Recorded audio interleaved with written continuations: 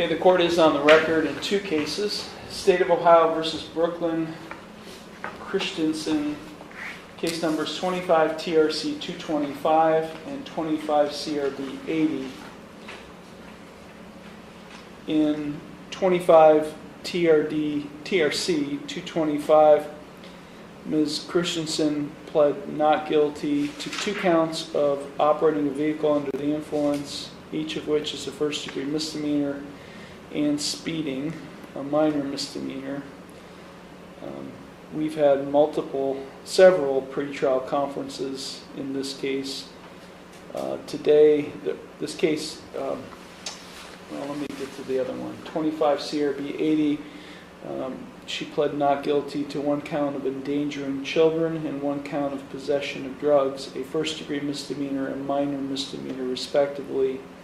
Again, both of these cases have had multiple pretrial conferences. They are both set for a jury trial. Today, they are both set for a status conference as a means of trying to resolve the case before any jury trial takes place. Ms. Christensen is present. She's accompanied by her attorney, Brianna Allen. Also present is Law Director John Lewis. The court is in receipt of a status report. Mr. Lewis? Thank you, Your Honor. Fortunately, it appears we have been able to resolve this, assuming the court is in agreement with the resolution that we've come up with. The offer that's been extended to Ms.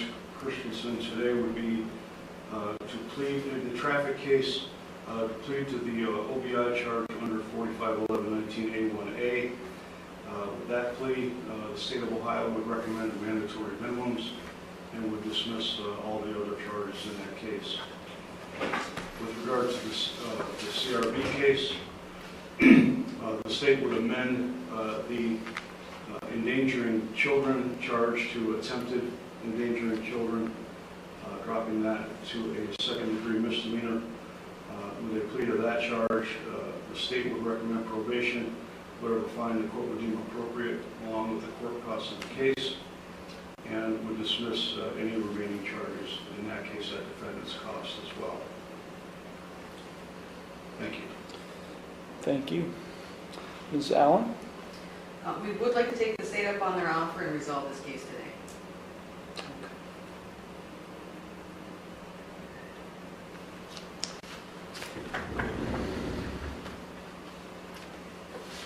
Okay, Ms. Christensen, it's my understanding today that you wish to change your original not guilty pleas and plead guilty to 1 count of operating a vehicle under the influence, violation of section 4511.19A1A of the Ohio Revised Code, that being subcase A of 25 TRC 225, and to 1 count of attempted endangering children, a second-degree misdemeanor, in 25 CRB 80.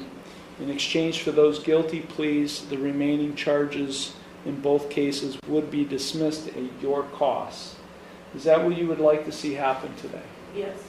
You understand by pleading guilty to both of these charges that you are waiving your right to a trial, which includes your right to cross-examine witnesses and to confront evidence presented against you.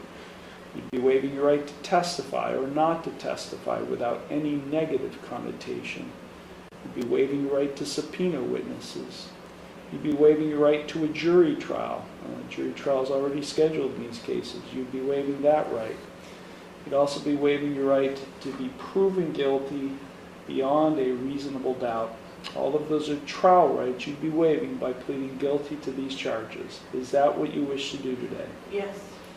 You are represented by Ms. Allen. Have you had sufficient time to consult with her, and are you satisfied with her counsel? Yes. Are you currently under the influence of any drugs, alcohol, or prescription medications that might affect your thinking? No. Are you currently on probation, parole, community control, or post-release control with any court? No.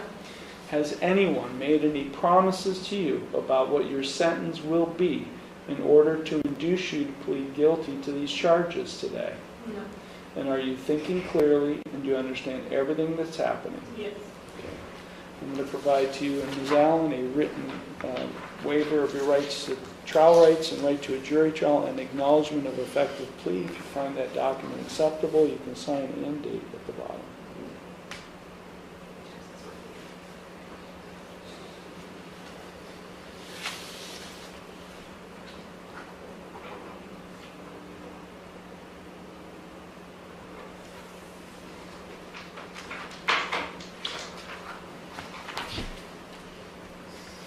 Okay, the court does find that the defendant has and her attorney have executed in open court the written waiver.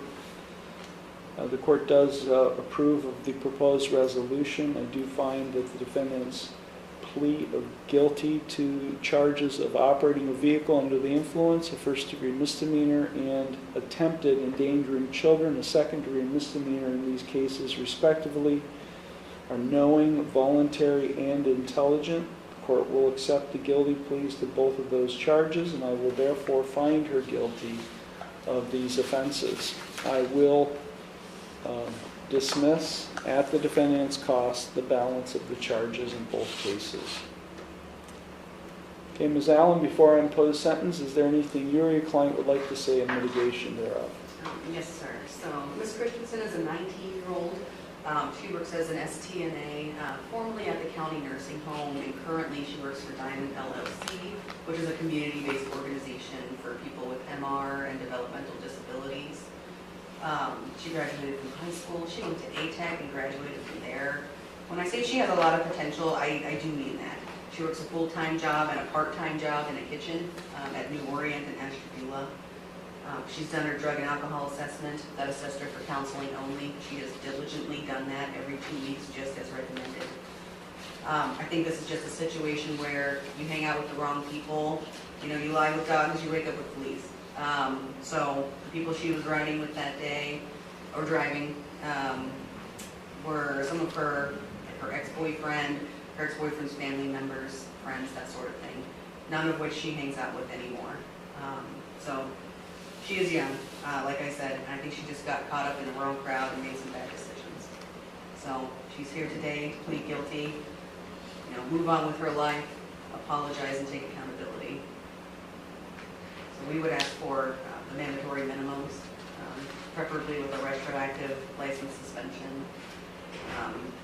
Might be a big ask, but non-reporting probation just because she works 60 hours a week or so. But as the court sees fit, of course. Thank you. Thank you. Ms. Christensen, before I impose sentence, is there anything you would like to say at this time? I know I take full accountability, and I know I was in the wrong, and I'm sorry. Okay. Thank you. Mr. Lewis. Thank you, Your Honor. The incident occurred on March 23rd of this year. Ms. Christensen was pulled over by a trooper for doing 43 miles an hour in a 35-mile-an-hour zone. Trooper approached the vehicle, immediately detected the odor of raw marijuana and burnt marijuana. There were a number of passengers in the vehicle. Some of these passengers were under the age of 18. The officer continued his investigation, noticed that Ms. Christensen displayed symptoms of being under the influence of something. A trooper suspected it was marijuana. And some marijuana was found on some of the individuals in the vehicle, including Ms. Christensen. Actually found in a purse, I believe. Conducted standard field sobriety tests. Did not feel that, the trooper did not feel that Ms. Christensen did well on those tests. And she was placed under arrest for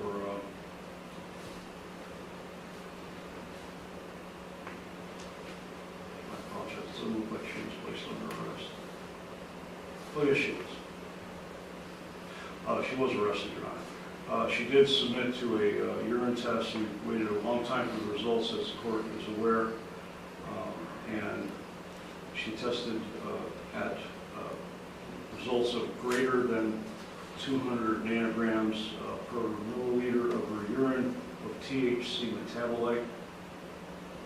The legal limit for marijuana metabolite is 10 nanograms. So she was, as far as that goes, she was way over the limit on that.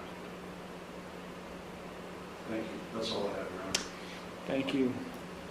She may have been arrested, but she appeared personally in court, so was she arrested and then released at patrol? That's what it looks like. She was released to someone at the post. Okay. And I don't think she's entitled to jail credit. No, I don't believe so either, no. You didn't spend the night there or anything, right? No. Okay. Ms. Christensen, are you receiving any type of treatment? Yeah, I'm going to counseling every 2 weeks. Where? Signature Health. Is that for substance abuse, mental health, or both? They didn't really specify. They just, when I did the drug and alcohol assessment, they just recommended me counseling.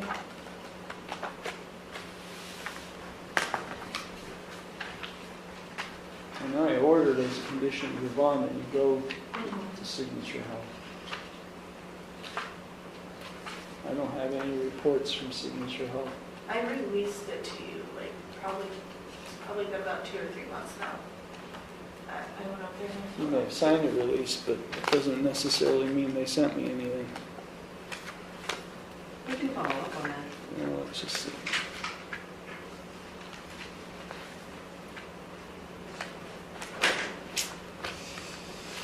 No, I don't have anything from Signature Health.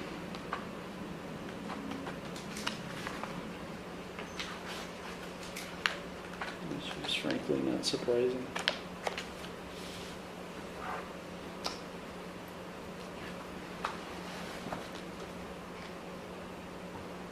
The basis for the attempted endangering, she had children or under, They were yeah, go friends ahead. of hers. They were all teenagers. Okay, And a so, couple of them happened to be under the age of 18. So Okay. that's where the endangering children came from. okay, gotcha. Yes, sir.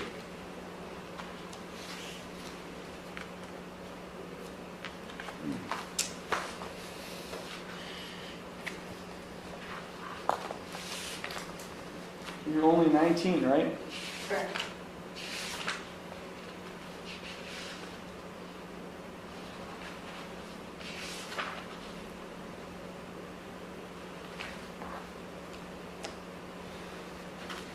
I don't know. Here's the thing, Ms. Christensen. You know, everybody seems to think like, oh, marijuana's legal and we can do everything and anything we want with marijuana. And you see, that's such a bad perspective and attitude on things because like alcohol, marijuana impairs your judgment, and you're not permitted to get behind the wheel of a vehicle with impaired judgment. And of course, you're under the age, even though it's illegal. At the same time, you know, marijuana is a gateway drug. And the reason I say that, having been doing this for 36 years, is not because the quote-unquote experts say it's a gateway drug. It's because of the people who are recovering from opiate addiction, which includes heroin, who are recovering from methamphetamine addiction. It's those people who are in recovery who call marijuana a gateway drug. So I'm a little bit torn right now when it comes to probation whether it's unsupervised or supervised, because I want to nip it in the bud with you. I understand. I don't want it at your young age to become something more serious than marijuana. I've seen addiction. I grew up with addiction. My parents are both recovering addicts. So I've seen it. Yeah. And the one thing we don't want it to become is generational. Because we see a lot of that here. If my parents or even my grandparents are doing it, I can do it, and I'm going to do it. Do you feel like you need somebody to make sure that you're doing things correctly and watching over you? I mean, personally, I feel like I've been doing everything that I've been being told already.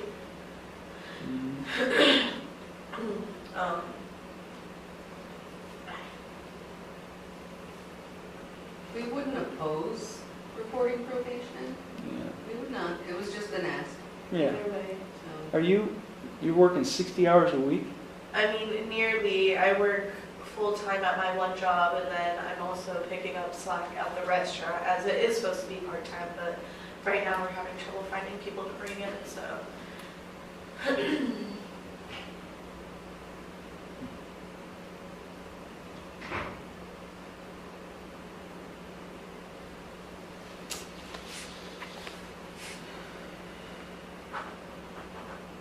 Okay, I want this nipped in the bud.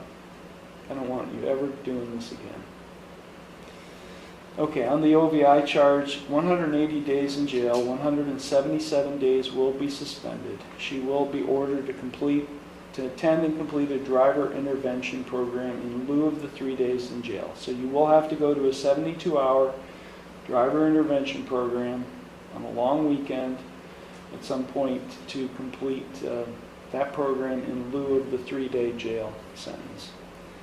And here's what I'm doing. I'm placing you on supervised probation for 18 months.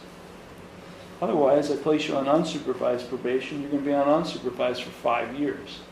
So we're going to supervise you for 18 months.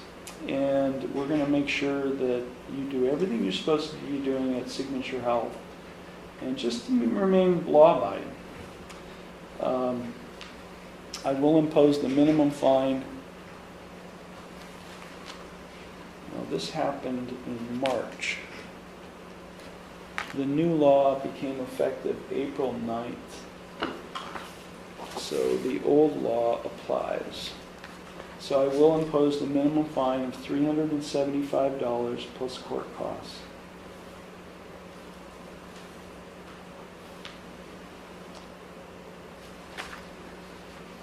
Your license has not been suspended.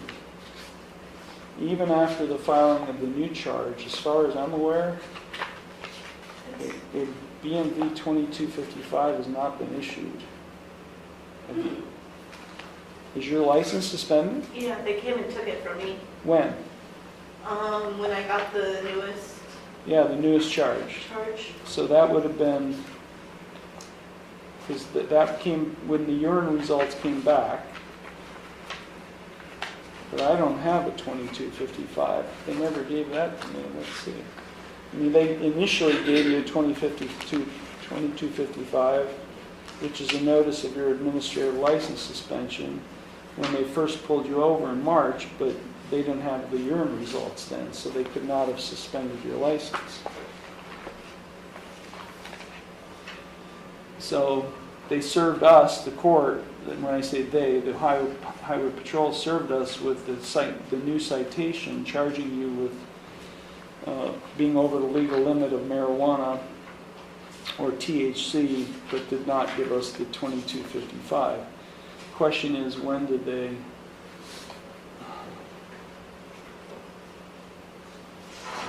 Well, I'm going to impose the minimum license suspension of 1 year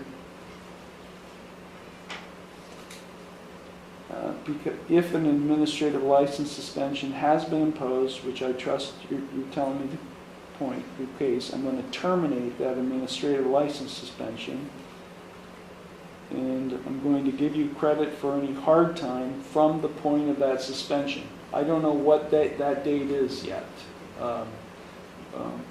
It's just recent. So, but the 1 year period will start from that point of your suspension forward. I will grant you limited driving privileges upon proof of financial responsibility and other supporting documentation, but you have to wait 15 days. There's a 15-day waiting period. And I don't know when that suspension started. So it would have been like 15 days from that suspension, Yeah, not from today? not from today. Okay.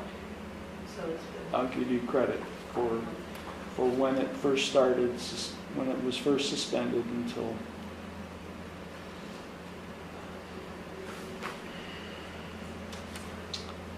I'm going to order that you can successfully continue your treatment at Signature Health.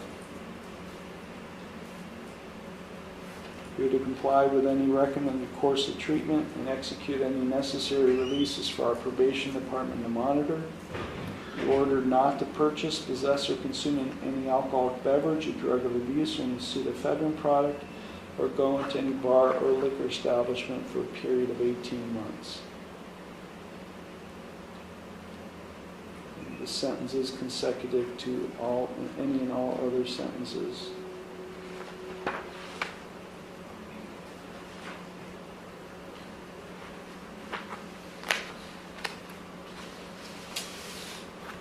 Okay, and 25 CRB 80, this is the charge of attempted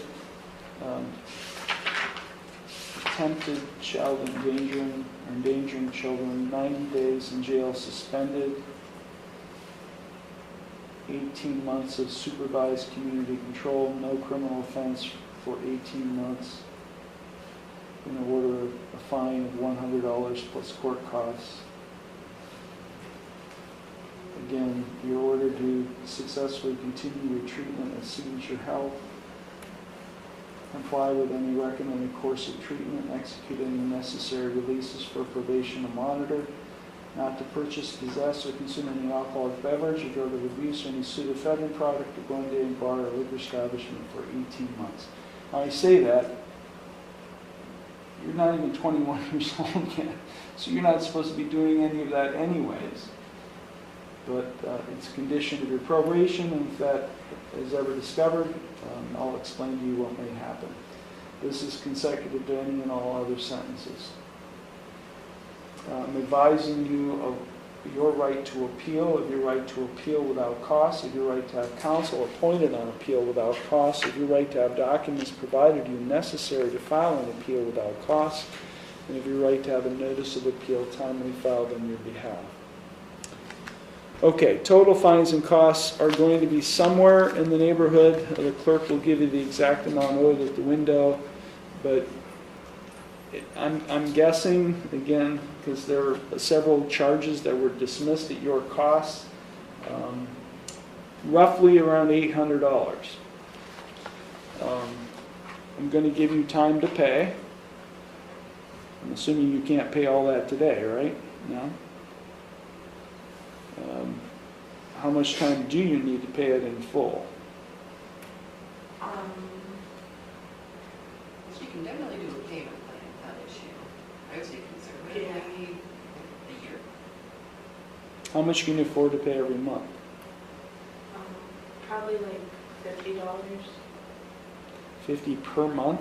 But I could probably do more. As of right now, like the next couple months.